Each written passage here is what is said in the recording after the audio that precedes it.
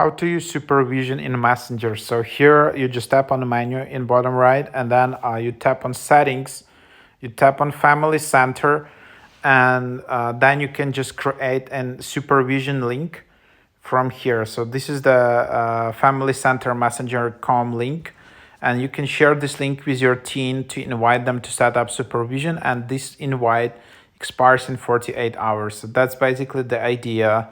Yeah, and both parents and teen can create this supervision link. So it's not only parents, it has again 48 hours validity. And then with help of this link, parents can see what their teen is doing and have some controls over their usage of Messenger app and also Facebook app. And teen can give some feedback about like what can see some feedback what parents seen what he's doing on Messenger app, so this is like, yeah.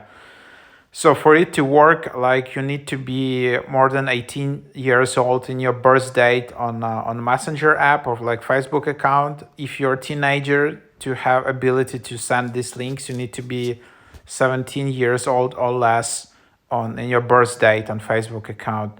So that's what it is.